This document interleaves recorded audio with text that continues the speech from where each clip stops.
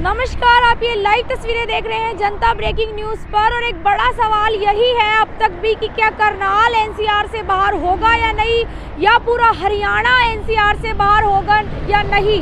तो मैं बताना चाहूँगी कि इसके ऊपर हरियाणा के मुख्यमंत्री ने क्या कुछ कहा है। जी हाँ, उनका कहना है कि हरियाणा का जो पहले 57 यानी कि 57% हिस्सा एनसीआर के क्षेत्र में आता था, वो अब किसी हद तक कम हो जाएगा। वो क्यों कम हो जाएगा? क्योंकि अब जो है दिल्ली के राजघाट से 100 किलोमीटर तक का दायरा, यानी कि अगर आप देखें कि दिल्ली हमारे करनाल से 126-27 किलोमीटर दूर है, तो 100 किलोमीटर तक का दायरा जो है वो एनसीआर में आएगा। यानी कि करनाल का कुछ पार्ट जो है वो एनसीआर में ही है अभी भी।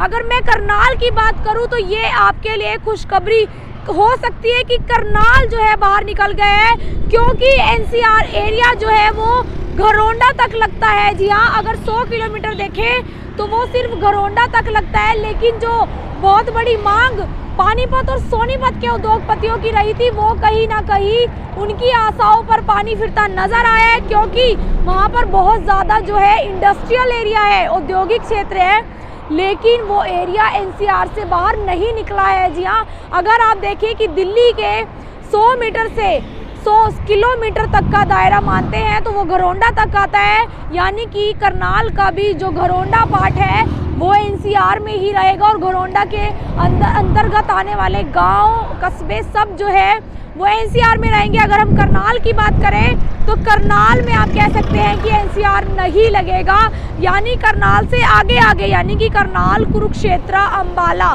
हरियाणा का जो पार्ट लगता है वो इससे बाहर हो जाएगा। अगर मैं बताऊं कि दिल्ली अगर इस तरह से पॉइंट बीच का मान के चले, ये राजघाट है, तो इसके जो गोल दायरा 100 किलोमीटर का गोल दायरा, यानी कि अगर उस साइड यूपी लगता है तो वो भी 100 किलोमीटर तक एनसीआर में आएगा। इस साइड अगर हम देखें सोनीपत, पानीपत, घरोंडा तक जो है वो एनसीआर में आएगा। जी हाँ, 100 किलोमीटर तक का दायरा एनसीआर में ही रहेगा। हालांकि मुख्यमंत्री का ये भी कहना है कि जिस तरह से पानीपत और सोनीपत में उद्योगपतियों की बहुत बड़ी मांग है कि उनके एरिया को एनसीआर से निकाला जा सके, क्योंकि वहाँ बहुत ज़्यादा फैक्ट्रियाँ हैं, कंपनियाँ हैं, जिसमें बहुत ज़्यादा काम होता है और बहुत ज़्यादा रोजगार भी जो है लोगों को मिल रहा है।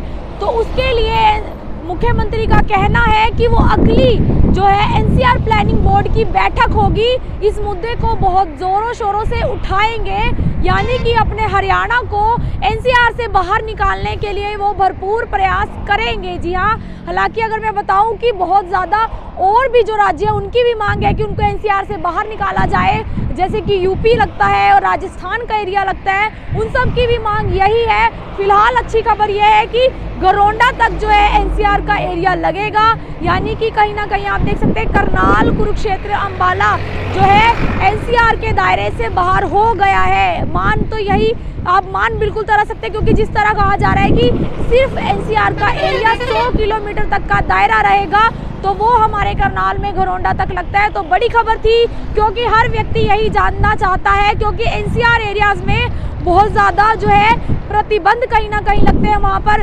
वायु पोल्यूशन को लेकर बहुत ज़्यादा वो लगते हैं कि गाड़ियाँ में आपके पोल्यूशन जो होते हैं, या फिर गाड़ियाँ जो है व्हीकल की बहुत बड़ी अपडेट भी निकल कर आई थी कि किस तरह से 10 साल 15 साल की गाड़ियाँ जब्त कर ली जाएंगी। वो भी बहुत बड़ी अपडेट है, क्योंकि एनसीआर एरियाज में ये गाड़ियाँ बिल्कुल नहीं चलेंगी, और कहा जा रहा था कि भाई इन गाड़ियों को जब्त किया जाएगा। उसके बाद जो बड़ी खबर रही थी वो यही रही है कि गुरुग्राम में इस तरह की गाड़ियों के लिए 1 अप्रैल 2022 से पूरी तरह से प्रतिबंध लगाने जा रहे हैं। यहाँ तक कि ऑटो तक पे भी इसको लेकर भी बहुत ज़्यादा विरोध कहीं ना कहीं होता नज़र आ रहा है। देखने वाली बात रहने वाली है कि क्या 1 अप्रैल 2022 से ये लागू होगा या नहीं।